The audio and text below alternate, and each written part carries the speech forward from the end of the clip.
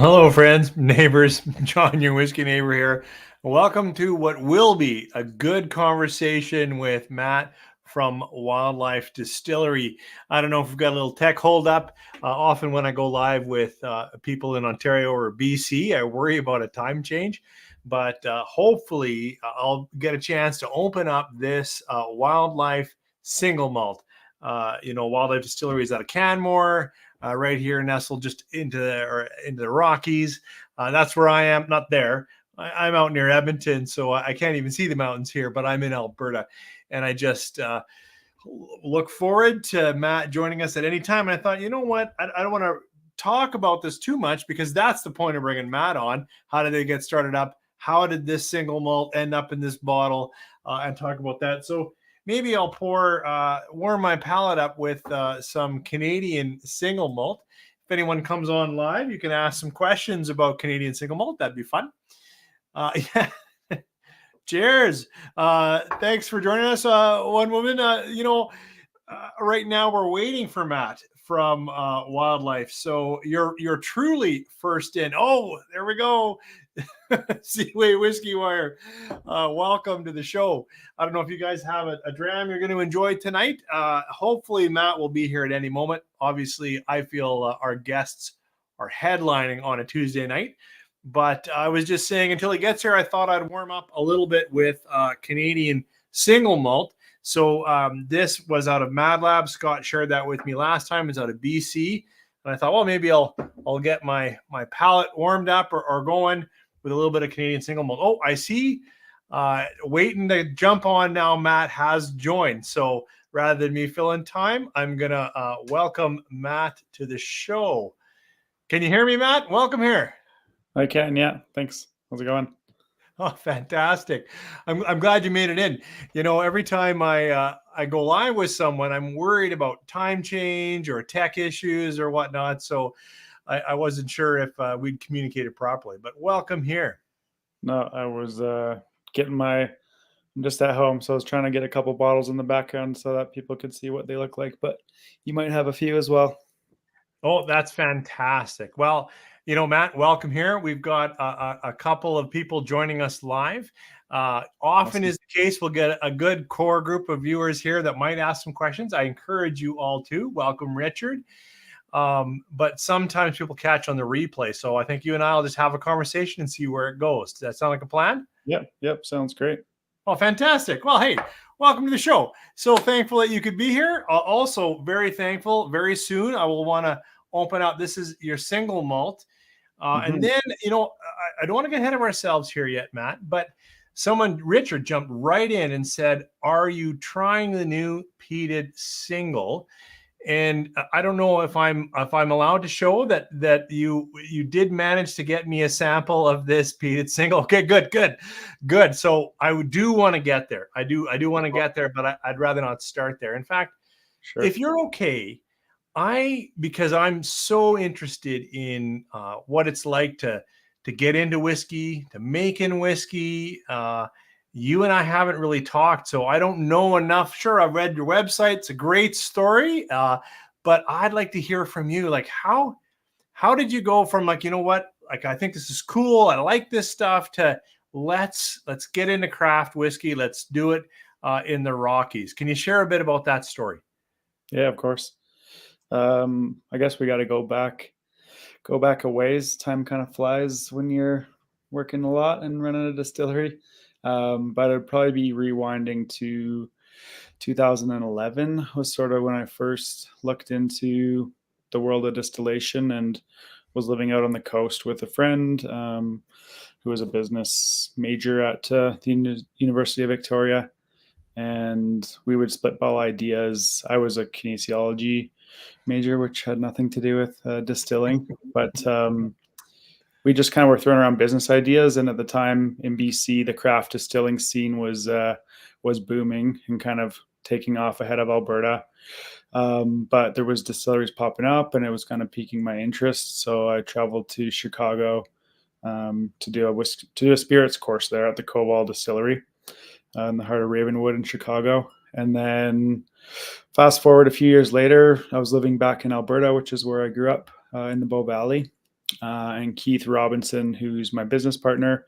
He was also living in Canmore, which is where he's from.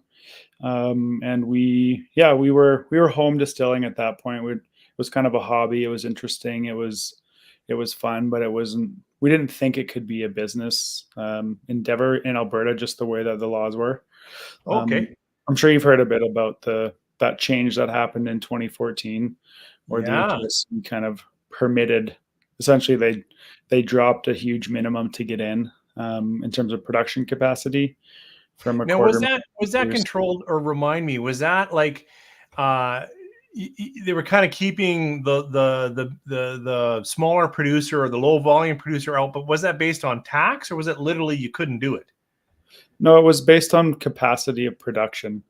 So you had to be able to produce a 250,000 liters of absolute alcohol, which is essentially you're an ethanol factory. Like it's a large plant. So Yeah. there was only kind of 3 or 4 distilleries in the province that had a license, and that was the minimum. So if you couldn't show them you could produce that with your floor plan and equipment and everything laid out, you wouldn't get a license. And then in 2014, they dropped that to zero. So that allowed a guy with a still in a licensed facility to Yeah. start producing, which was the exciting point. Oh, that's really cool. And I've been in some distilleries that are just about that. A guy Yeah, and a very small still. Good for them. Now, yeah, are we hearing more of your story? Because I read more. I think you and Keith are going to go maybe overseas in a moment. But you were already doing distilling courses. Did you say that was at where was that? You did it a was at the course. Koval Distillery. So he was a Oh, guy. I'm trying to remember his name. He was kind of repping for Cote Stills out of Germany. okay, okay, And he was in the early wave in the US. They were established already in 2011.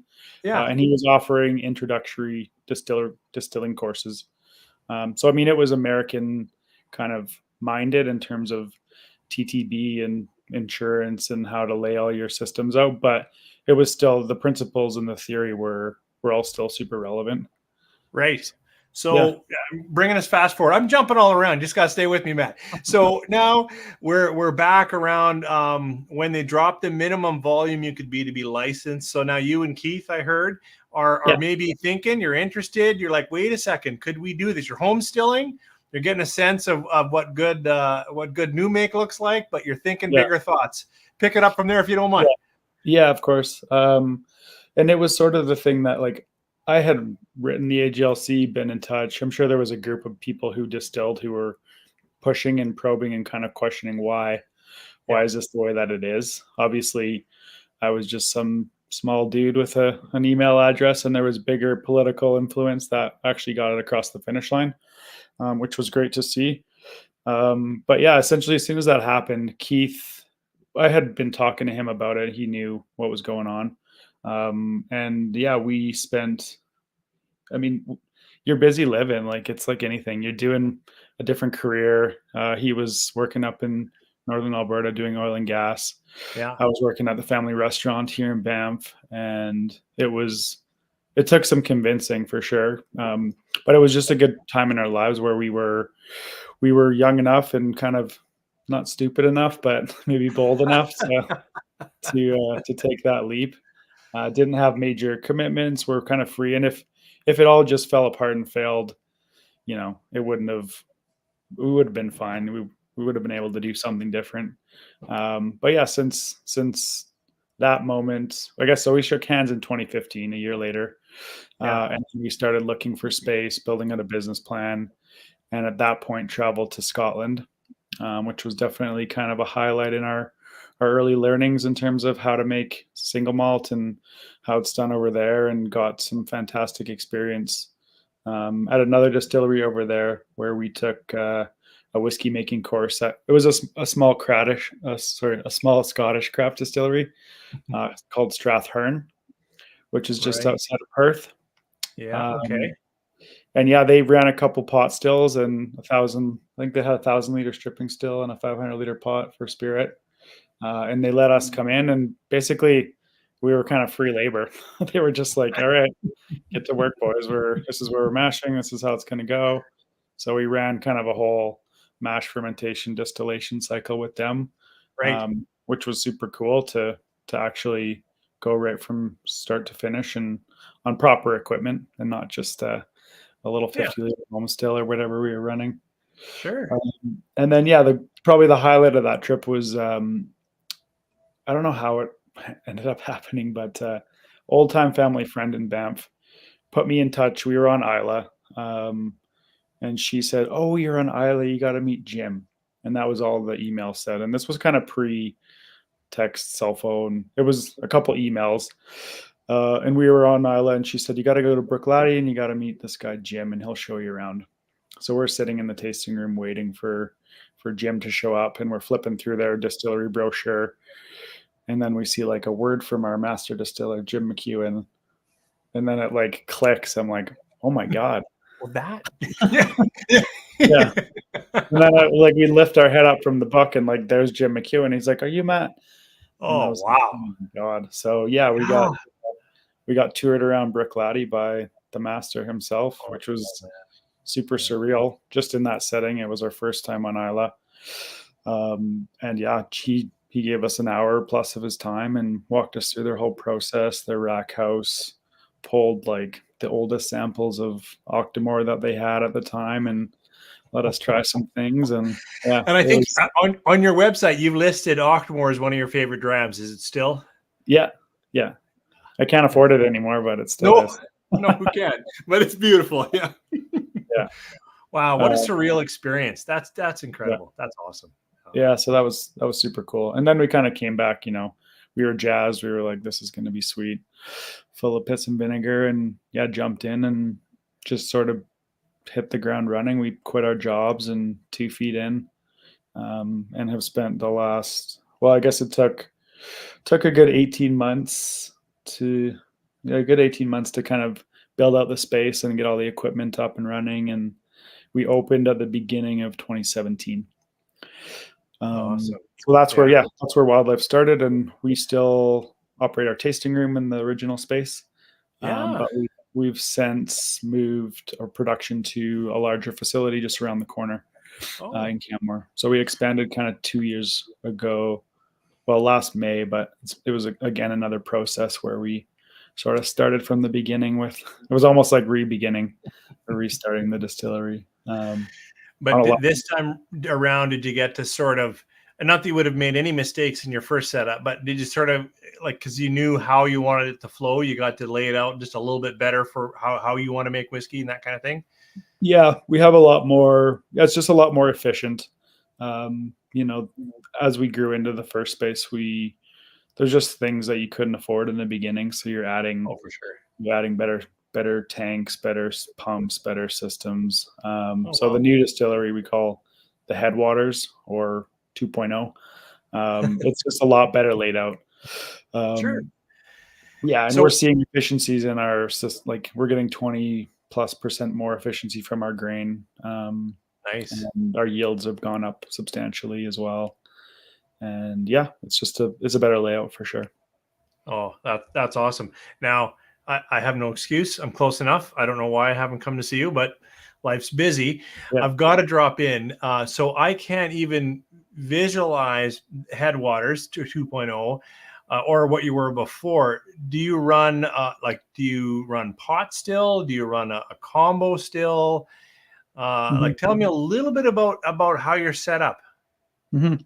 So all the whiskey we've put out to date was produced at the original distillery.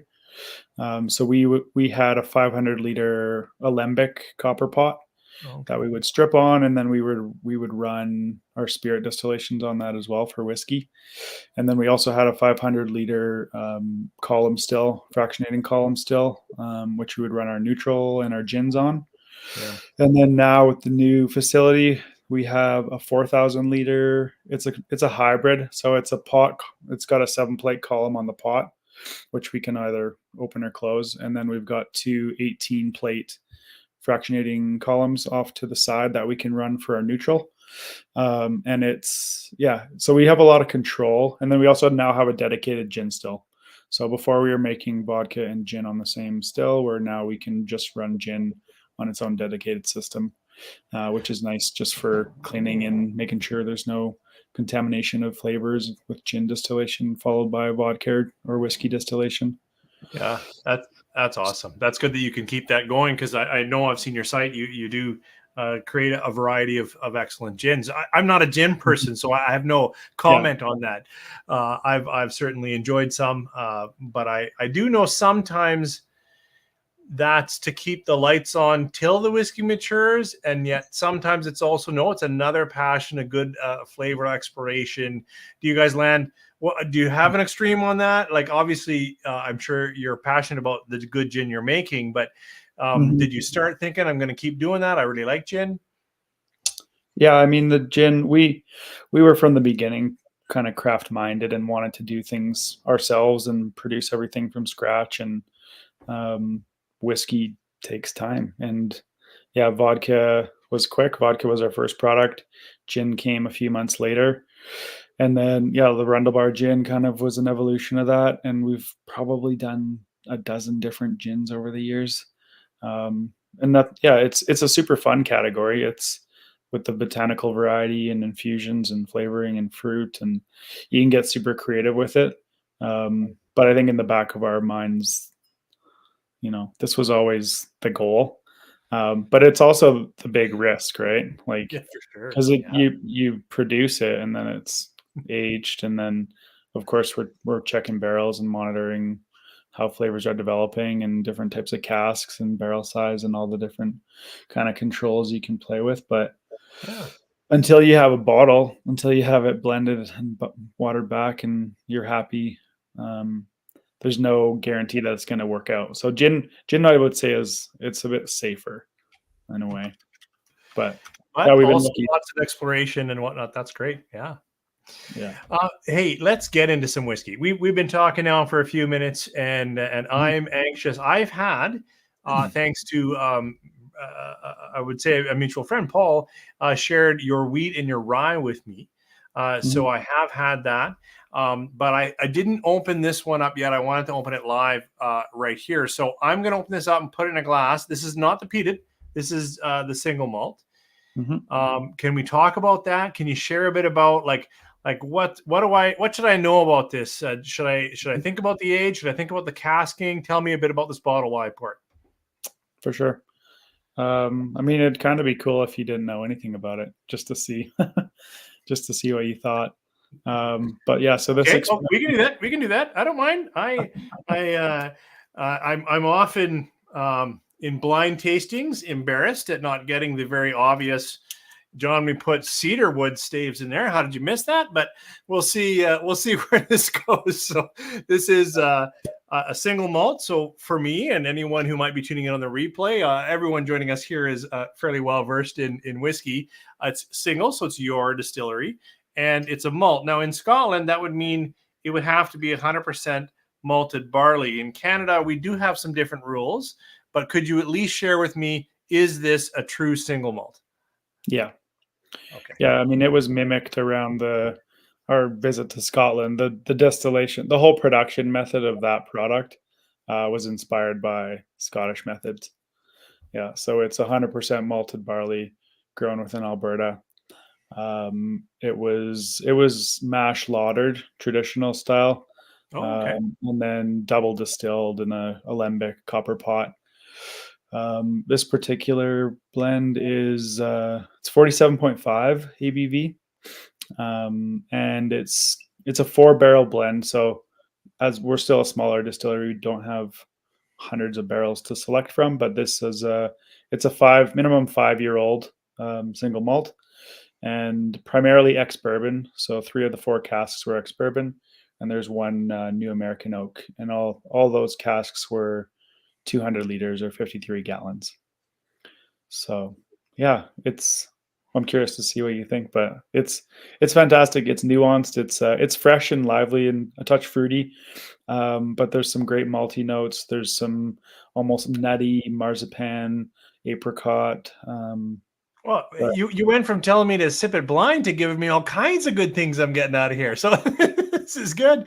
I'll say, let me jump in so that in case I hit something you haven't shared yet.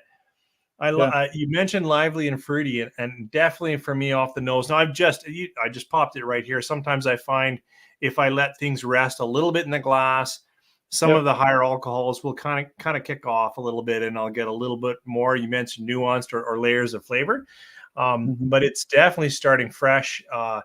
Not quite floral, but very expressive, like very like light and fruity. I can live with that.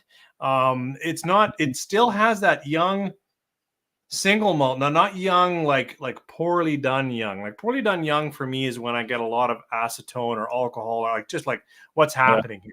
And I'm not getting that. That's not what I'm saying to anyone who's watching us here. I'm just sharing. Young to me, I find a little more malt or grain character is still present. I'm still getting many of those notes, and the Mhm. casking might come out more in the palate. So that's Mhm. where I was going on the nose. Yeah. Yeah.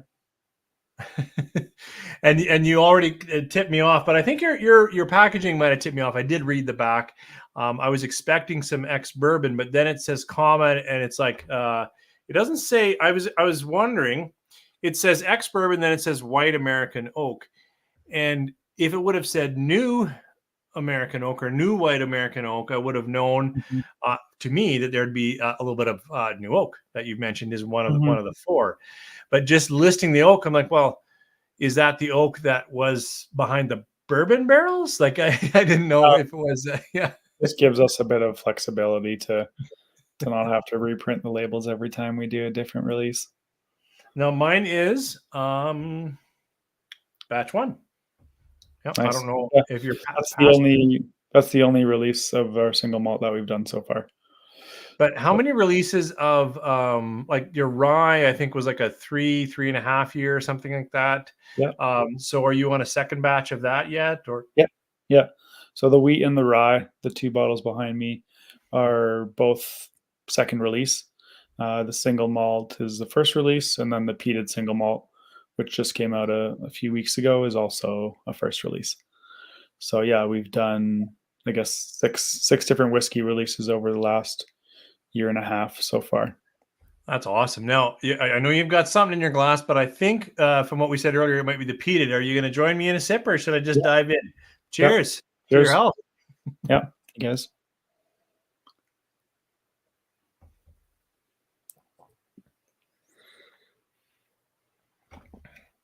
Oh, I'm liking the structure in the palate.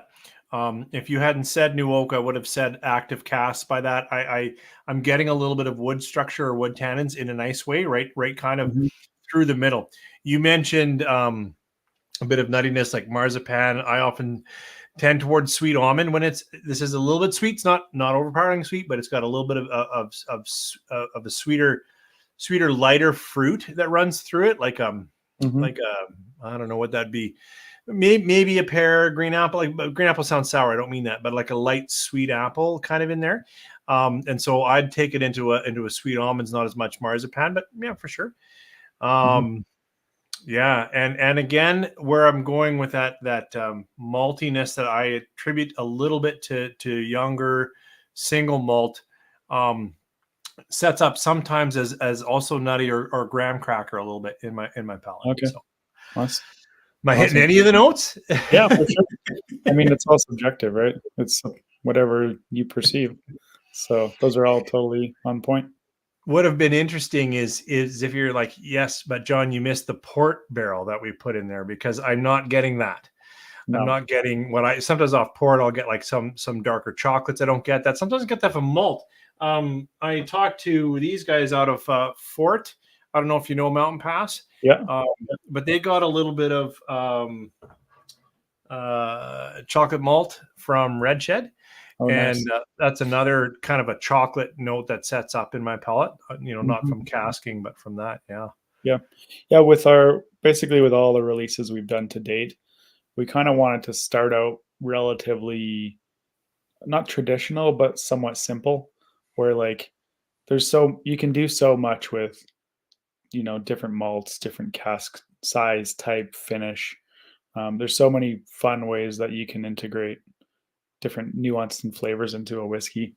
But we kind of wanted to prove to ourselves that we could do somewhat traditional single malt, somewhat traditional wheat rye, and not because if you come out with, some crazy experimental one-off sherry finish, big this, little that. Where do you go from there? So in a way, we're sort of trying to set ourselves up as and prove to ourselves like, okay, this it's working. We can make a good whiskey, and that almost like gives us permission to then, because you can just dominate what could be perceived as a lesser whiskey with a big port barrel or a big sherry barrel, and just kind of wash those flavors, wash over the top of them with all the dark fruit and flavors from what was in the barrel prior.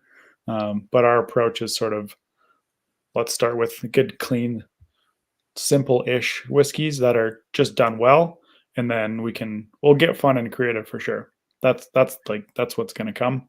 But the initial lineup is just grain forward.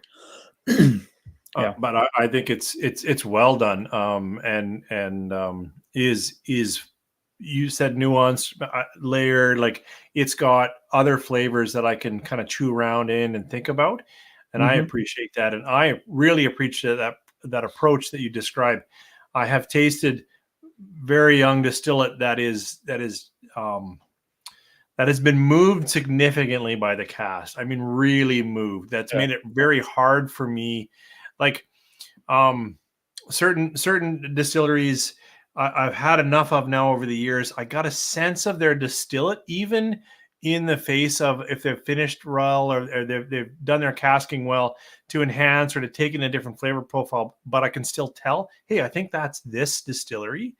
And I think Hmm. setting up with this kind of start as you've done, Matt, is excellent. So well done. Can you tell me how you got to the exact proof? Because Yep. people have a little bit different philosophy on how did you get to this exact release. Yeah. I mean, we kind of started it back when we started gin. It was the same approach, which is basically lining up 10 ABVs in a glass. So for the gin in the beginning, we lined up from 40 to 50, and then narrow it down until we're within a point or two, and then kind of break down if we liked it at 40, closer to 43 or closer to 44, then we would bump it either way. But the whiskey program was the same. It was where did yeah, line it up from 45 to 60. We haven't done any cask strength stuff yet. I'm sure we'll get to that in the future. But each of the whiskey expressions it's 100% sensory. It's taste, smell, let it sit. How does it change? Add a drop of water. How does it change? Um, and basically just go off of Keith and I and our distillers' palettes of where we think the expression sits best, and that's where we go in at. So it's not a there's no mad science besides our palettes that we go off of. But then if I'm hearing that, and I like that, I like all that, you get down and up and around, and you settle down into this is what we enjoy. So then is this released like what you for your palate, as you said, subjective? I appreciate that as someone who tastes and then shares with people what I'm thinking, and then people come back and go, you didn't, that's totally wrong, John. I'm like, I know, but that's what I'm getting. um is it released what you think this was the expression, just the right flavors, pour this, sip it neat, this is what you'd like to see? I mean, we definitely take the market into consideration. So I'd say on like the wheat and the rye, maybe we preferred those a little bit hotter. But as a new distillery with new whiskey and trying to appeal to potentially someone who's not a big wheat whiskey drinker or doesn't know what that is or has never tried it, we factor that in a little bit. We also factor in like they tend to mellow. So even once as we're proofing back, so one thing we do is we'll barrel age the water as we're getting ready to a bottling. So we'll Oh, slowly add water into the casks that we want to harvest as we're approaching a harvest date or a dump date or whatever we want to call it. And then even once it's in the tank and then once it's in the bottle, we find things definitely kind of mellow out. So if anything, we'll probably proof a touch above where we think is going to be bang on.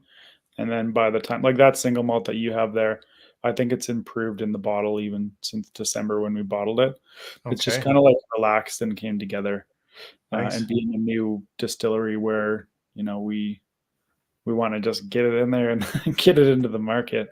I think if you had the benefit of a few months, even after post packaging, to just let the bottles simmer, I think you'd get a more refined and integrated whiskey in the bottle because it spends years without any interruption, and then all of a sudden there's water and movement, and you Yeah, can and I shop. have heard I haven't heard exactly the way you described that of almost cask aging your water or something like that, but I have heard very clearly that you have to be very gentle as you introduce water to Hmm. the whiskey, right? I have heard that before. Yeah.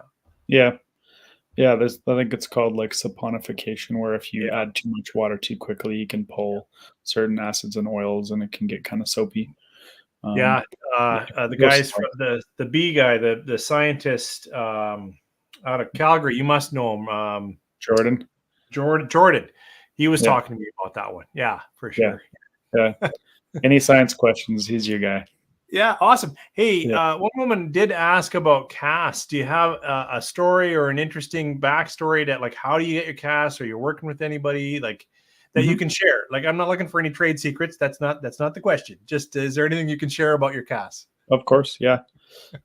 We kind of approached each part of the whiskey journey as like we're blank slates. We don't know anything. So when we were getting into barrel sourcing, I mean, where would you go if you think you need to look for barrels? Kentucky, right? So we went to Well, Kentucky yeah, for but do you just drive down to Kentucky and show up at a distillery and go, "Hey, what are you we doing with those barrels when you're done?" yeah, no, we flew down to Louisville and arranged a few meetings at a few of the cooperages down there. And I think we toured probably 4 or 5 different cooperages.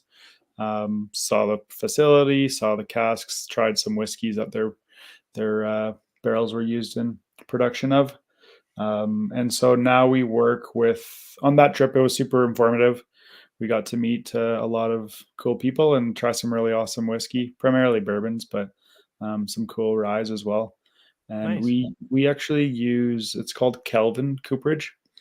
So Okay. all of our new American oak is coming from Kelvin, which is just outside of Louisville. And I don't mind sharing that because I don't think they're taking new customers anymore. They're Okay. just out. Their demand is crazy, and we were lucky to get in Right. at the time that we did. I think it's hard to find their casks now.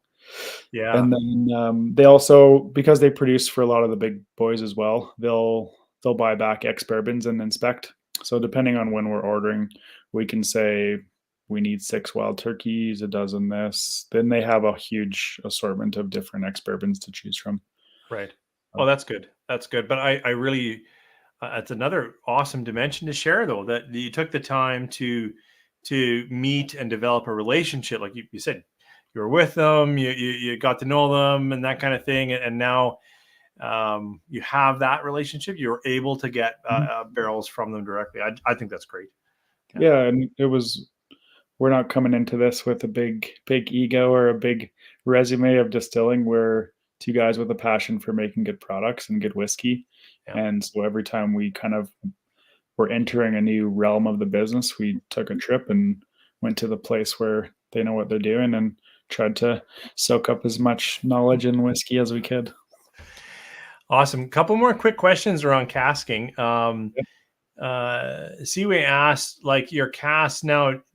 I assume, Seaway, you're saying, like, when they're full, are you keeping them in climate controlled places as they age, or are you exposing to elements? Like, I don't know if you know the guys from Southeast 11 in Saskatchewan. If you ever go to their website and see their barrels are right out there with the snow on them and not, they're just out in the field.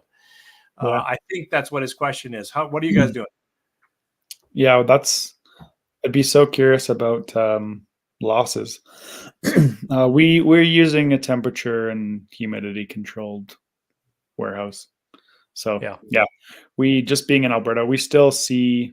You probably talked about this with past guests, but we still see the ABV in our barrels going up. Yeah. Um, kind of, I think like about 1% per year type range. And we're humidity controlled, and we're it's not hot, but it's temperature controlled. And we Okay. have probably 20 plus feet in the rack house, so there's probably a 10 to 15 degree difference even between the different rows. Okay. So we'll kind of keep the whiskey that we're probably harvesting soonest near the top, And then as those get pulled, we'll flip younger casks up to the top rows. Okay. Yeah. Okay. And then I just got this is just a question that just hit me. I know as people are moving like so that the interaction in wood is more cohesive or consistent, right? So they're not just always down low or always up top because of the 10-degree difference. But do you taste them when you're doing that? And do you ever hit like a, I don't know, people call them a honey barrel or whatever you call it. Like all of a sudden you hit a single barrel, you're like, oh my goodness, whatever the factors were, the wind was just right, the sun was that, whatever, this barrel. And then like you think you got to keep that to the side and think of a single barrel product. Are you thinking of that? Not necessarily. I mean, the honey barrels are ones that are sort of different. We have a Oh, few like really cool one-off casks that will probably be single cask releases in the future. But I mean, you'll definitely line up so if we distilled a batch that filled 12 barrels, between those 12 barrels, you'll see quite a bit of variation, even with the same distillate, same ABV going in, same barrel type from the same cooperage. We will see quite a bit of nuance between those, say, 12 barrels. And then I guess so when we're selecting a blend, we'll pick the ones that we think are, I guess you call them the honey casks. So the ones that we've put out into the world so far, they've all been tasted independently before we've selected them right. for a blend, and those are the great ones for sure. Yeah, no, that's excellent. And okay, I had another question though before we move on, but then I want to pour this peated single malt, and I want to hear as much as you can share about that one. That one you can have me guess if you want, but I'm very curious what's in there. But I did Yeah. have someone ask about water, and we have a lot of awesome water sources and places we can pull water here in Alberta, but I don't know Mhm. if you have a story around your water. Yep. Yeah, so in Canmore, there's actually a natural spring, which when we were opening up, we were like, this is going to be sweet. We're going to use this natural spring water. It's going to be so awesome. And then it was a vodka initially. The first batch of vodka, we went and got water from the spring and we poured it into the 95% neutral that we had distilled. Yeah. And it went cloudy. Oh It went no. like milky, chalky. And we were like, oh shit, what have we done? Um, so long story short is we got the chemistry checked and it was fine water. It just had so much dissolved mineral that it Yeah. like precipitated out somehow. So what we do is we use the Canmore. So Canmore's on an aquifer, and the brewing chemistry is great. It's high, yeah, it's delicious, clean mountain water, and we use that for brewing.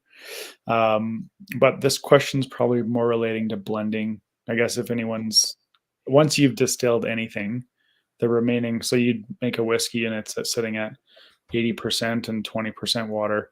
Yeah. That water has been distilled, right? Yeah. So regardless of whatever your water going is at the beginning, it's distilled water at that point.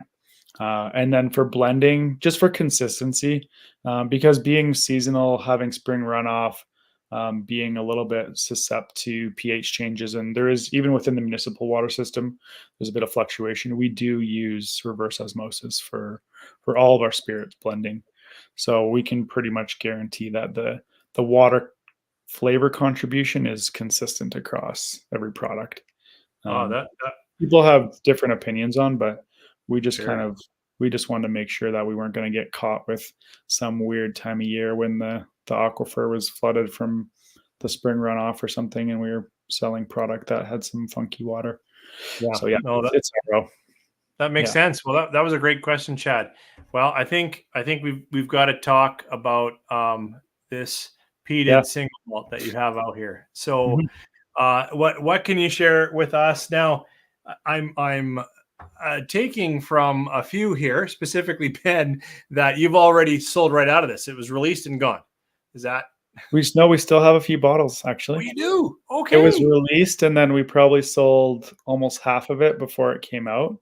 But there's still some bottles on the website as of this time. So yeah, if anyone's keen, it's my favorite one so far.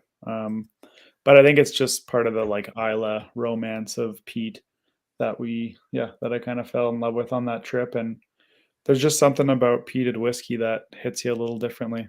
It's just the best. Now, as I'm noticing this, and I agree, like right off, like thank you. You've mentioned a couple things on this bottle that I can't recall. Are you always non-chill filtered and natural color? This one says Yeah. that on this sample bottle. Yeah, we just forgot to put it on there. Okay. Fair Someone enough. was asking.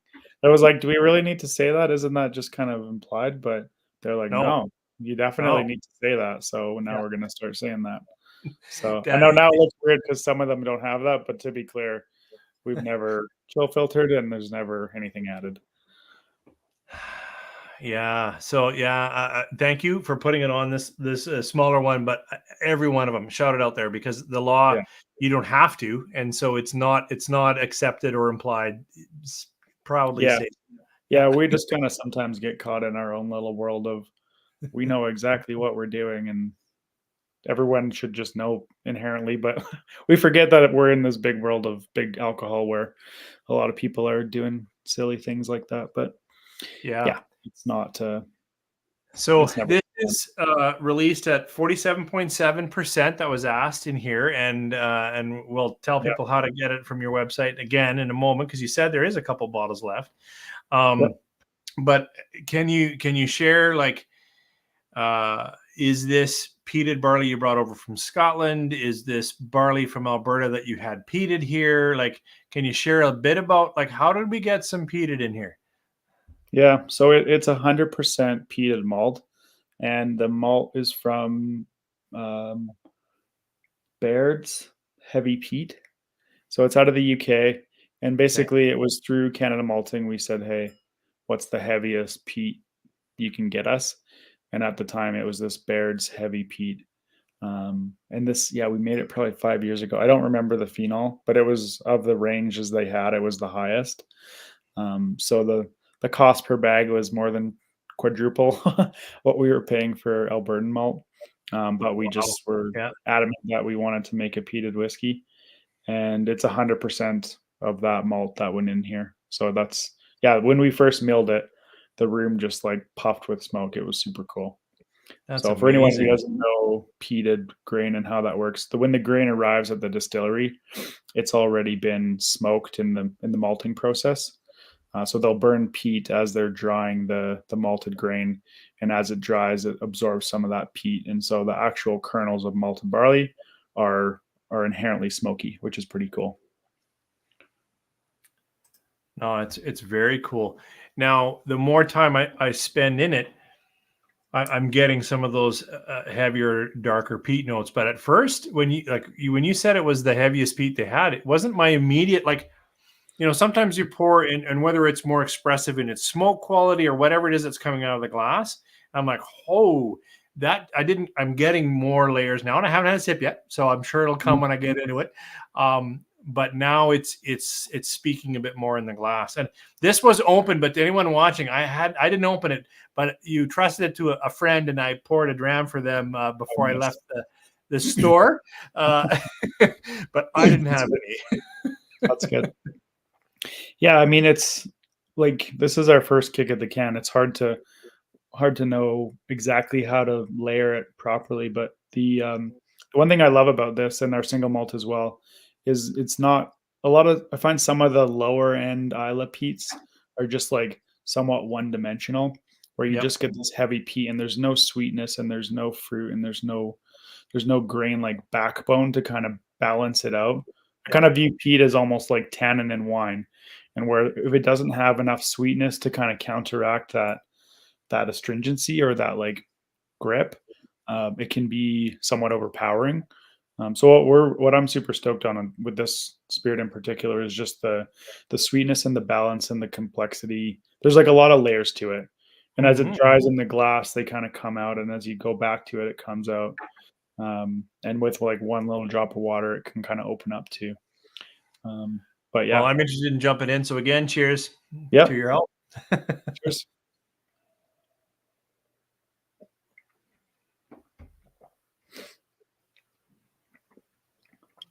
The ABV is 47.7. Somebody was asking about that. Yeah. Thank you. Thank you for sharing 47.7. Ex bourbon, I think. Yep. The casking. But you know what? We found these barrels through Kelvin that they're ex single malt, but they're a peated single malt distillery out of New York State called Hill Rock.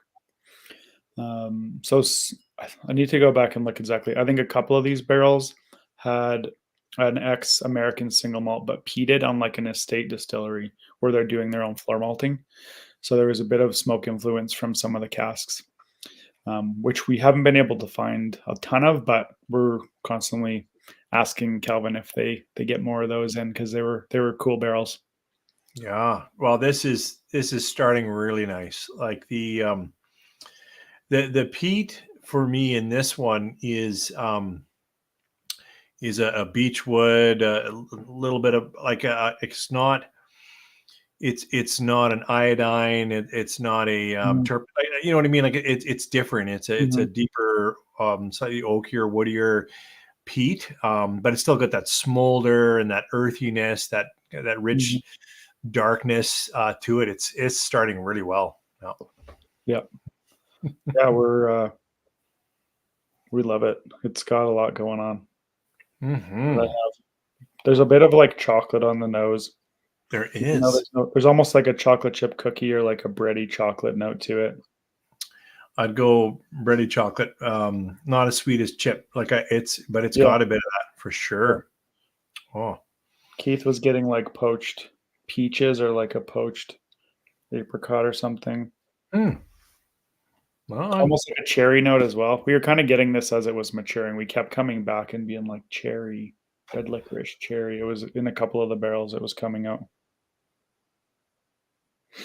In contrast, I know they're different malts, so they're very different. But I've got your single malt here, and you meant the nutty quality of this one's starting to come out a bit more. Yeah. I found that too. It's one of those ones where you go back to it. I didn't pick that up till probably the third time I tasted it. And I was like, what is that note? It's like almondy, marzipan, sweet nuts. Yeah. Oh, absolutely. Wow. Well, and awesome to know that there's still a chance for anyone here to be able to get it off your website. But I say anyone, it's usually asked by the group. They haven't, because many of them here are from Ontario. Do you ship across Canada? We're not supposed to. Oh. But we do sometimes. Fair enough. But you know what?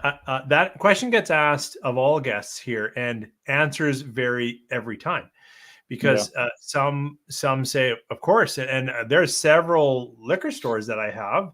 I don't have any that I frequent that ship all over Canada all the time. Like it's right on their website, no problem. They do, anywhere in Canada.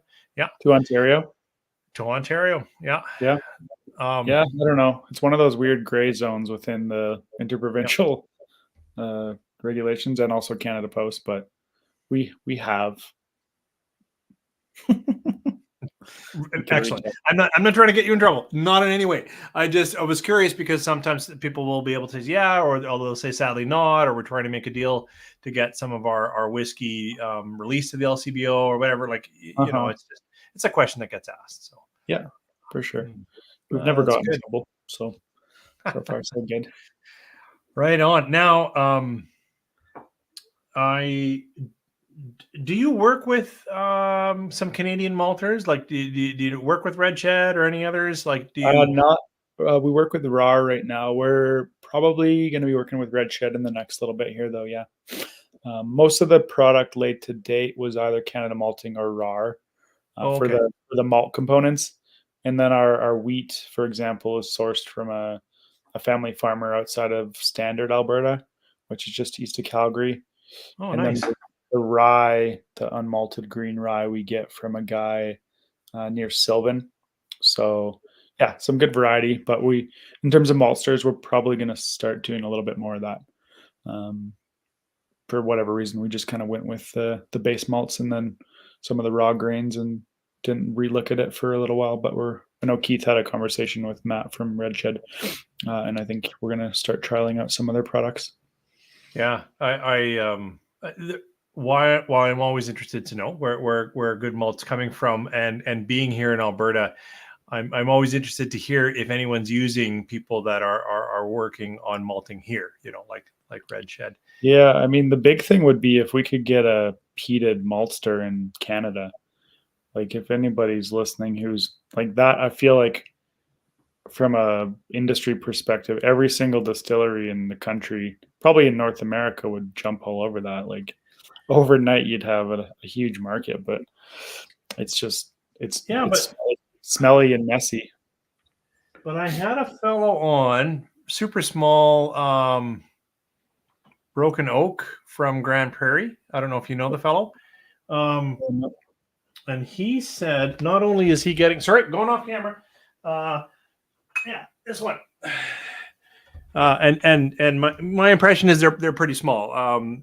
But he indicated that he's working with now who was it in not only peating a malt here in Alberta, but using Alberta peat, like actually Oh yeah, doing it all right here. But like this fellow's, I don't mean him. This distillery is really yeah, small, so it could be yeah. like one of those really fun one-offs. Like they might not be ready to take on a bigger partner.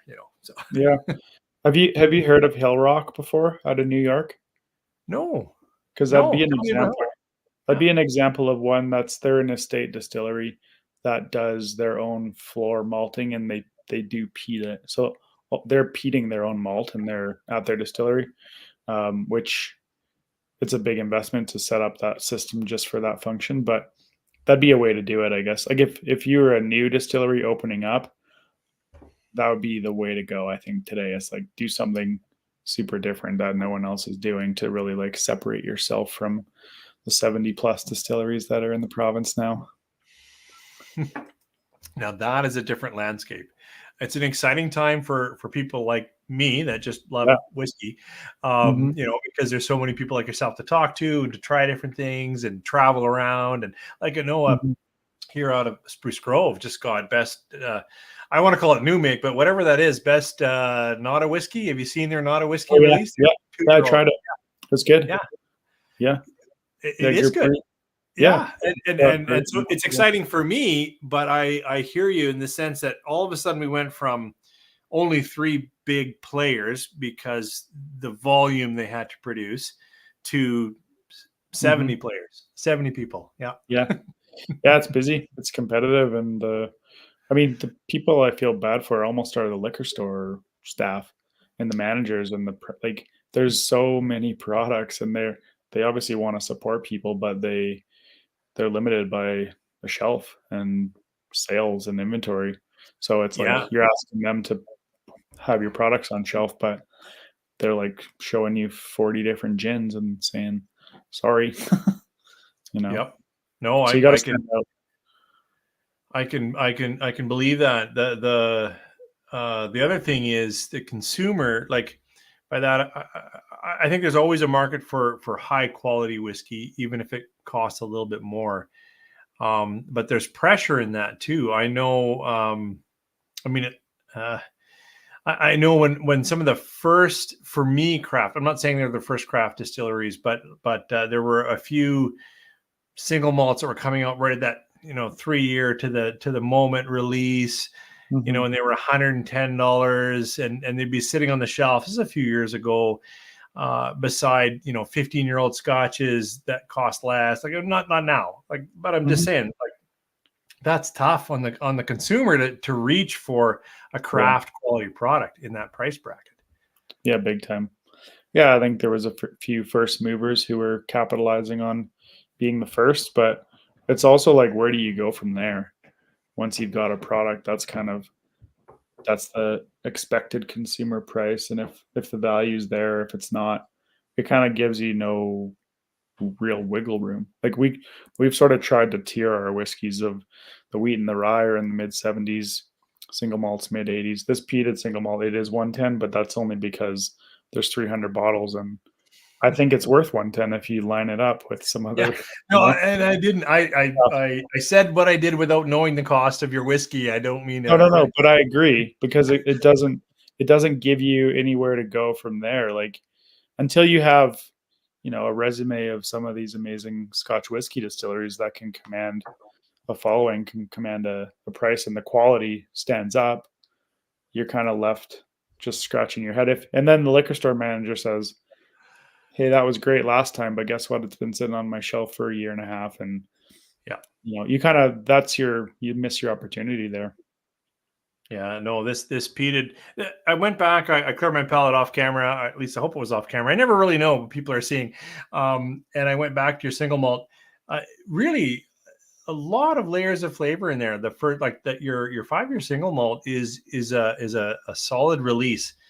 But it's not a surprise to people. I think that this peated is special.